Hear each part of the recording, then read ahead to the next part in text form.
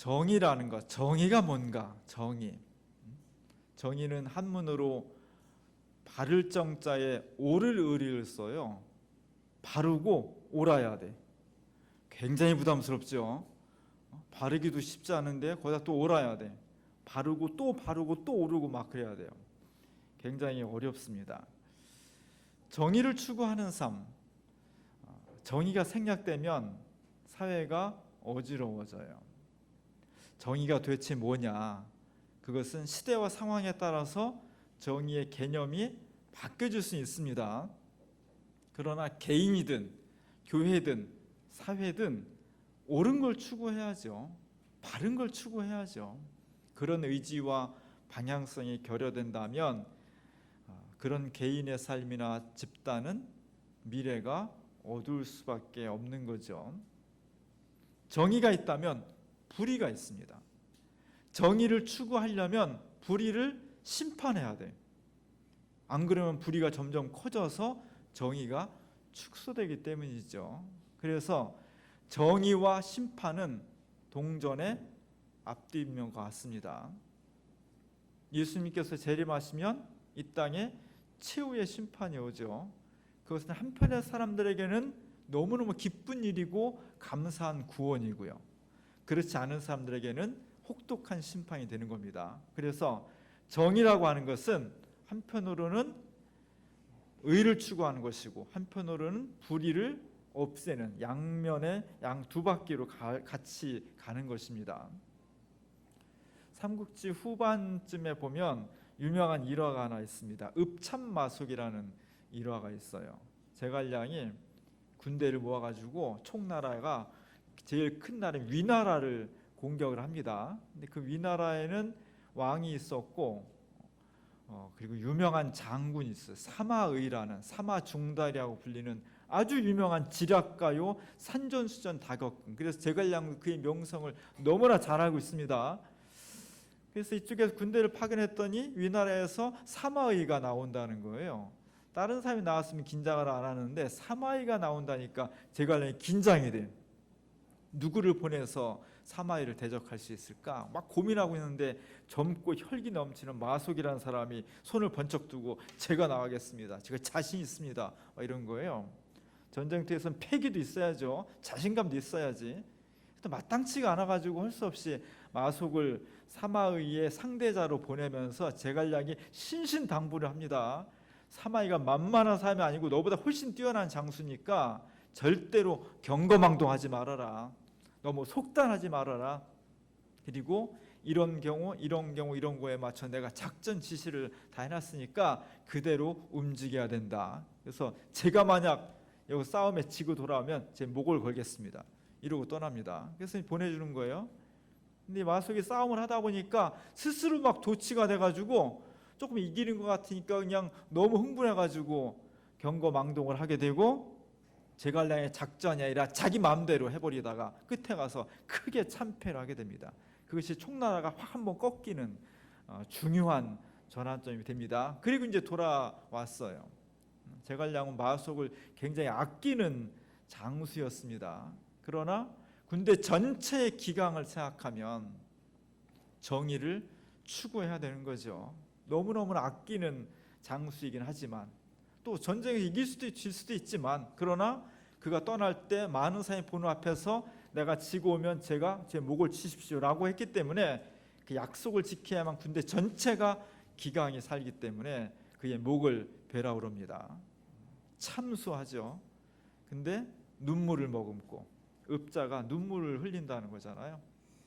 눈물을 흘리면서 마속에 목을 베었다. 그래서 읍참마속이라는 일화가 사자성어가 생겼습니다. 정의를 추구하지 않으면 그 사회 전체가 그 집단 전체가 무질서해지고 혼란스러워지기 때문에 어쩔 수 없이 눈물을 머금고 하는 거죠. 오늘 이 사회가 일제 후에 많은 발전을 거듭했음에도 불구하고 아직도 우리 속에 많은 아쉬움과 불의의 뿌리가 깊게 남아있는 가장 중요한 원인은 해방 후에 일제를 철저하게 청산하지 않았기 때문이죠. 친일 부역자들, 친일파들 나라 민족을 팔아먹으면서 개인의 이득을 취한 사람들을 정의의 이름으로 정확하게 심판해야만 그 후의 역사가 굽어지지 않는 것인데, 그걸 제대로 못한 거예요. 하려고 했는데 친일파들에게 밀린 거죠. 우리가 하루빨리 이 땅에 새로운 세상을 만들기 위해서는 정의를 새롭게 세워나가야 되고 불의를 심판하는 작업을 멈추지 않아야 됩니다. 오늘 우리가 잘 알고 있는 예수님 탄생 전에 예수님의 일화가, 중요한 일화가 기록이 되어 있습니다. 요셉이라는 예수님의 아버지. 요셉은 한마디로 말하면 의로운 요셉이에요. 정의로운 요셉입니다. 하나님께서 당신의 아들 예수 그리스도를 태어나게 한 중요한 도구로 사용하실 수많은 남성과 여성들 중에 누굴 뽑겠어요? 악독하고 나쁜 놈을 뽑겠습니까? 그 시대, 그 지역에서 가장 의롭고 정의롭고 반듯한 사람을 뽑겠죠. 그래서 요셉이 예수님의 아버지로 간택이 된 겁니다. 그리고 그는 정말 아리따운 마리아와 결혼을 앞두고 있습니다. 결혼 날짜 다 잡아놓고 결혼식 준비하고 있는데 청천벽력 같은 소식이 들려온 거죠. 그렇게 순결하고 아름다운, 정말 믿을 수 없는 마리아가 결혼 전에 임신을 했다는 그런 소식이 들려온 겁니다. 얼마나 요셉은 막 분노에 떨었을까요? 얼마나 충격을 받았을까? 얼마나 막 치를 떨었을까? 잠을 못 잤을까? 배신감에 울었을까? 그러겠죠. 마리아의 임신은 우리는 지금 성령에 잉태됐다고 하지만 그 당시에는 그게 모르니까 상상 임신이 않는 이상 바람을 핀 거죠. 마리아가. 이 배신감 속에서 정의로운 요셉이 하는 일은 불의를 심판하는 거죠. 아무리 마리아지만 잘못됐으니까 마리아의 부정을 폭로하고 이러면서 그 동네와 지역사회에 다시는 그런 일이 재발하지 않도록 귀감을 삼고 불의를 심판하면서 정의를 세워나가는 것이 요셉의 삶의 모습이었습니다. 기대하는.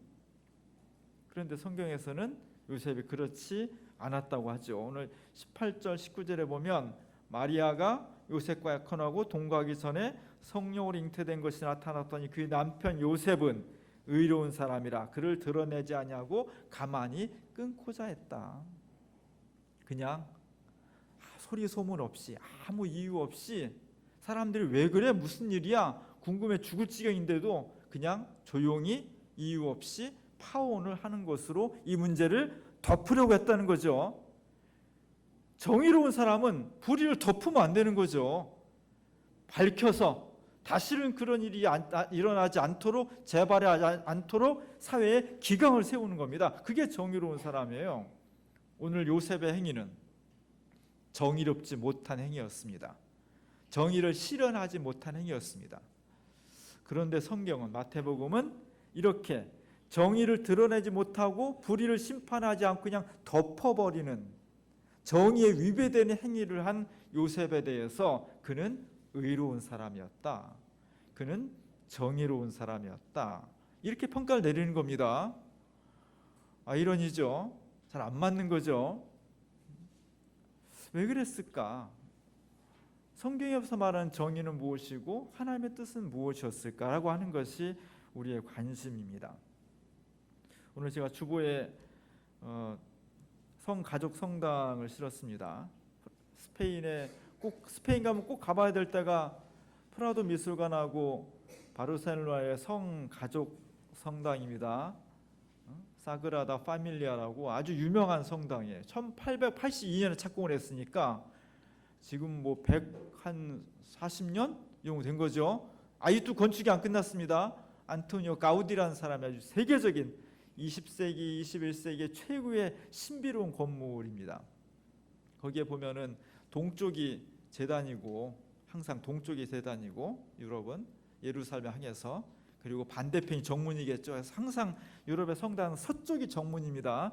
서쪽이 정문을 너무너무 그냥 제가 안 가봤지만 사진으로만 봐도 정말 사람이 저기 만든 건가 할 정도로 너무너무 아름답게 꾸며놨습니다. 그 서쪽 정문 왼쪽에 보면 왼쪽 위에 보면 거기에 여러 가지 이제 그 저걸 해놨는데 조각이나 이런 걸 해놨는데 그 왼쪽 위에 마리아와 요셉이 결혼식하는 장면을 이렇게 만들어 놨습니다. 두 사람이 다 결혼하는데 정중하게 정말 서로를 예우하면서 이 결혼 예식의 신비함과 엄숙함과 진지함을 서로 몸을 구부려서 이렇게 인사를 하고 있죠. 그리고 두 사람이 다 손을 잡았습니다. 대개 어떻게 잡아요? 남성이 밑에 손이고 여성이 위에 손을 얹는 겁니다. 거꾸로 하면 안 돼요. 남성이 왜 남자는 여성을 받쳐주고 든든한 울타리가 되어주고 늘 보호해주고 뭐 그런 의미. 결혼 예식을 하는 그 요셉의 마음 속에는 내가 이 여성을 끝까지 지켜줄 거야. 끝까지 내 신의를 지킬 거야. 이 여성을 보호해 줄 거야. 뭐 그런 어떤 마음가짐들이 있는 것 같고요. 마리아는 다소곳이 여성스럽게 눈을 밑으로 좀 깔아내리고 그리고 내 이 남편을 평생의 반려자로 받아들이면서 부부의 신의와 사랑을 지키겠습니다. 뭐 그런 어떤 것을 말은 그렇게 안 하지만 그런 모습으로 보여주고 있는 겁니다. 그리고 이 두 사람의 결혼을 당사자만 하는 것이 아니라 제사장이 이 결혼을 주관하고 있습니다. 저 제사장은 제사장일 수도 있고 하나님일 수도 있어요. 예나 지금이나 남과 여가 만나서 한 가정을 이루고 부부를 이룬다는 것은 한순간의 사랑으로 끝나는 건 모르지만 죽을 때까지 평생을 간다는 건요, 그건 정말 하나님의 도우심 없이는 안 되는 거예요. 그건 기적 같은 일이에요. 왜냐하면 사람의 감정은 사랑이 뜨겁기도 하지만 어느 순간에 냉철해질 수도 있고 사람의 감성과 사랑이라고 하는 것은 널뛰듯이 왔다 갔다 하는 것이 사람이기 때문이에요. 그래서 결혼식은 두 사람의 감정과 사랑만이 아니라 하나님께서 이 가정과 이 부부 사이를 지켜주셔야만 되겠습니다라고 하는 간절한 요청이 들어 있는 겁니다. 마리아와 요셉도 마찬가지였습니다.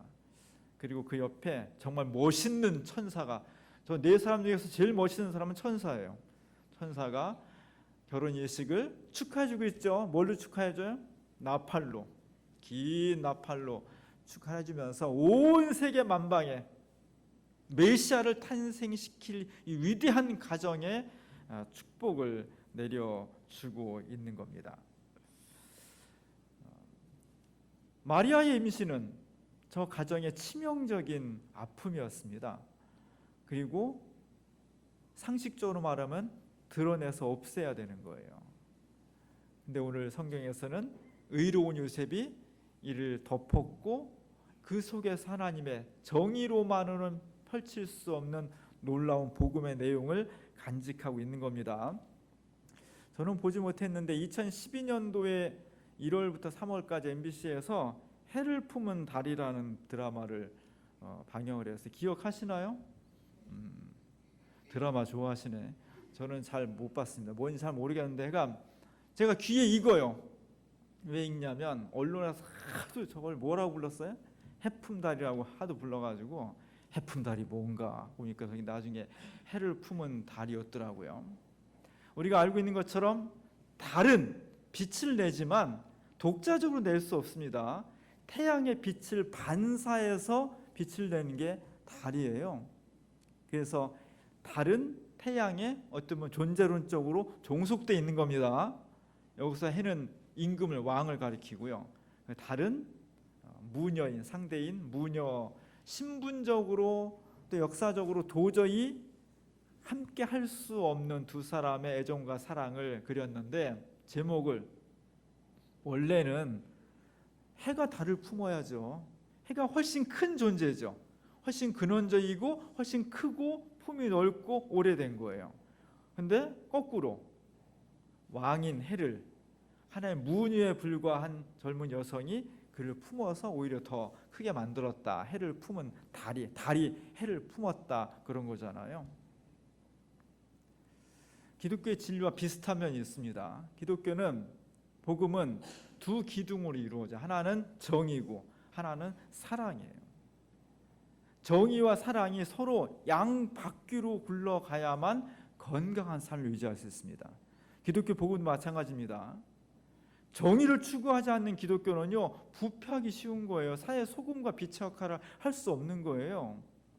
사랑이 없는 기독교는요, 칼밖에 안 되는 겁니다.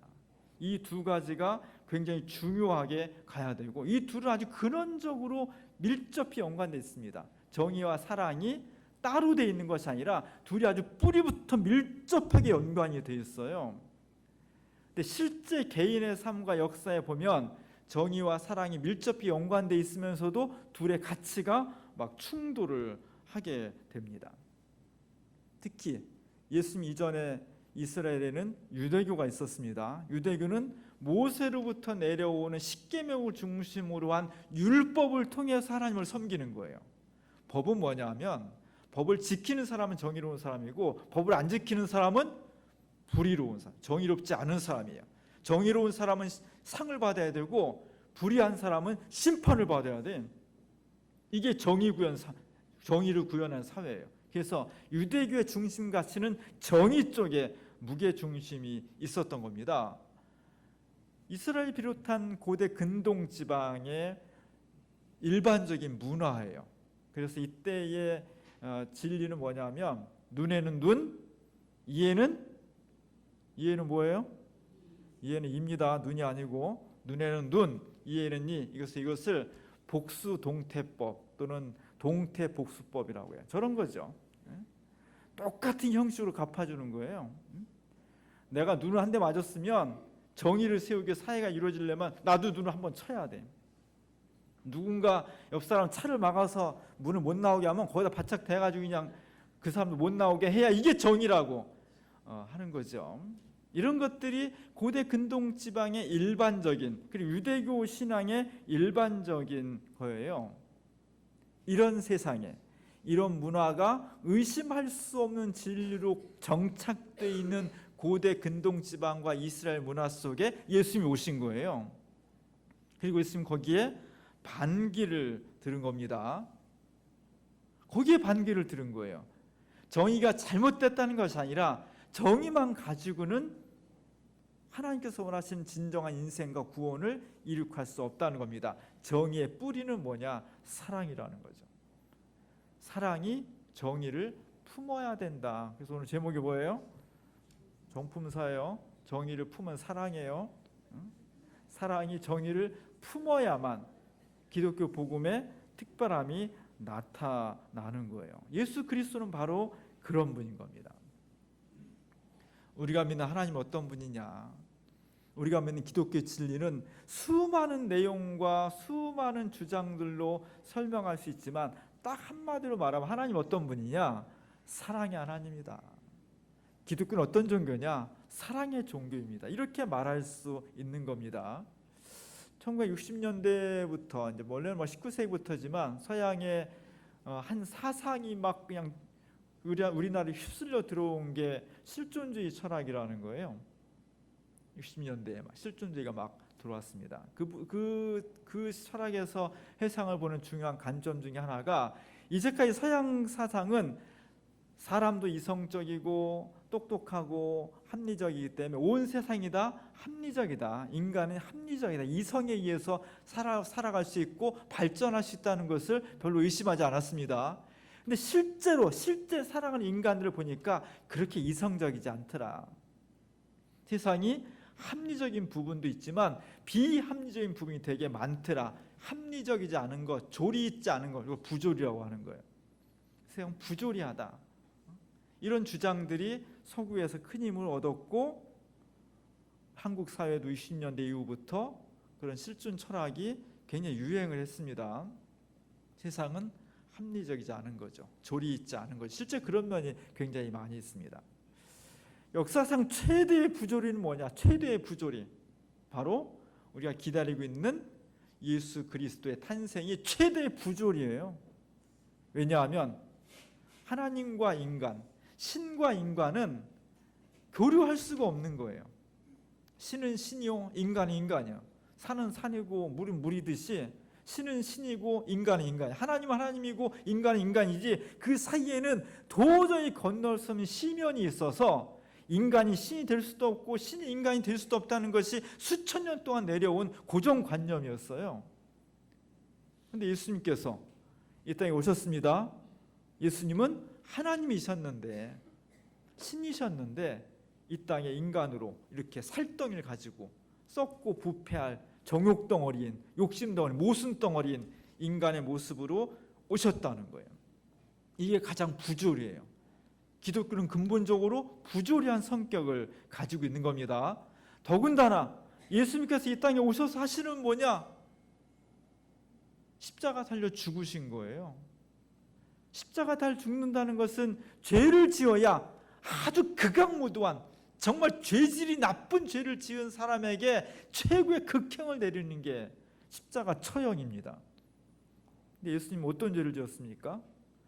아무도 돌보지 않는 사람들을 사랑한 죄, 다 무시하고 사람들이 막 천박하다고 하는 그 사람들을 끌어안은 죄, 아무도 고치지 못하는 질병을 고쳐준 죄, 사람들이 너무 두려워서 말하지 못하는 것을 대놓고 말하고, 이런 죄, 이게 죄입니까? 상받아야 할 일이죠. 예수님의 삶은 그 자체가 합리적이지 않은 거예요. 조리 있지 않은 거예요. 기독교는 근본적으로 정의로서는, 정의만 가지고는 설명할 수 없는 또 하나의 큰 의미를 간직하고 있는 것입니다. 이게 기독교의 큰 걸림돌이에요. 옛날부터 예수를 믿는 사람들이 바로 이것 때문에 수많은 엘리트들과 지성인들이 이면 때문에 예수를 못 믿게 된 것이고요. 지금도 기독교 안에 이런 모순들이 있는 겁니다. 정의와 사랑, 세상 사람들은 정의를 추구하고 정의를 실현해야만 세상이 밝아질 수 있고 희망이 있고 건강하다고 말하는데, 기독교는 거기에 반만 동의하는 거예요. 그 정의가 어디에 있어야 되냐? 철저한 자기 희생의 사랑에 근거할 때, 그 사랑이 정의를 품고 있을 때, 그때에만 세상이 진정한 구원에 이를 수 있고 우리는 진짜 사람이 될 수 있습니다. 이렇게 말하는 거예요. 그리스도인은 누구냐? 누가 물어보면 우리는 사랑을 통해서만 내가 진짜 사람이 될 수 있고, 사랑을 통해서만 이 세계가 진짜 참 세상에 이를 수 있다고 믿는 사람들입니다. 이렇게 고백하는 거예요. 그래서 요한 1서에 보면, 요한 1서 4장 18절에 보면 하나님이 이렇게 설명을 하고 있습니다. 하나님은 사랑이시다. 사랑 안에 거하는 자는 하나님 안에 거하고 하나님도 그 안에 거하시니. 다 같이 한번 읽어보겠습니다. 하나님은 사랑이시라. 사랑 안에 거하는 자는 하나님 안에 거하고 하나님도 그 안에 거하시느니라. 하나님께서 예수 그리스도를 통해서 이 땅에 사랑을 통해서 구원에 이르게 하시는 겁니다. 정의를 통해서 한다 그러면 예수님 십자가 달려 돌아가시면 안 돼요. 십자가 달려 죽을 놈들은 바리새인들이고 사두개파고 헤롯 땅이고 악한 놈들이 십자가를 죽어야 됩니다. 근데 예수님은 죄가 없는데 십자가 달려 죽으셨다는 것은 정의를 통해서만 구원에 이를 수 있는 것이 아니라 그 아래 더 큰 사랑을 통해서, 정의와는 정반대될 수도 있지만 합리적으로 설명할 수 없지만 하나님의 그 놀라운 사랑을 통해서 이 땅에 진정한 구원이 올 수 있다는 것을 하나님께서 예수 그리스도 십자가를 통해 보여주신 거예요. 우리가 성탄을 기다리는 것은 바로 그 사랑의 화신, 그 사랑을 몸과 마음으로 온전히 실현하실 그분이 이 땅에 탄생하시는 것을 기다리는 겁니다. 어떤 마음으로? 우리도 사랑에 충만해서, 우리도 정말 사랑에 충만한 마음으로 주님을 기다려야 사랑의 주님이 이 땅에 오시죠. 나한테 오시죠. 오늘 우리 가운데 주님이 탄생하십니다.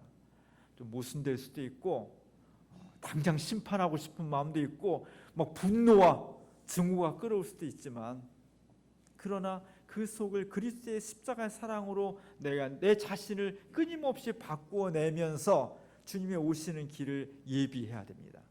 그래야만 올 성탄절에 주님이 나를 스쳐 지나가시지 않고 내 삶에, 내 생각에, 내 언어에, 내 가정과 일터 속에 탄생하실 수가 있는 것입니다. 우리 속에 정의와 사랑이 꼭 필요한데, 사랑이 정의를 품음으로써 우리를 구원하셨듯이 예수 그리스도의 오심을 사랑으로 예비하는 우리 모두가 될 수 있기를 주님의 이름으로 간절히 축원합니다. 기도하겠습니다. 주님께서 우리를 끝없이 사랑하지 아니하셨다면, 주님께서 정의를 추구하고 심판하시기만 하셨다면 우리는 오늘 여기에 서 있지 못할 것입니다. 주님의 끊임없는 사랑 가운데서 우리가 하나님의 자녀로 부름받았고 예수 믿는 사람이 되었습니다. 사랑에 빚진 저희들, 사랑을 통해서 이 땅을 구원하시고자 아기 예수로 탄생하신 주님을 환영합니다. 우리의 몸과 마음에서부터 사랑으로 예비하게 하시고 주의 오시는 길을 사랑으로 예비할 수 있도록 인도하여 주옵소서. 예수님의 이름으로 간절히 기도합니다. 아멘.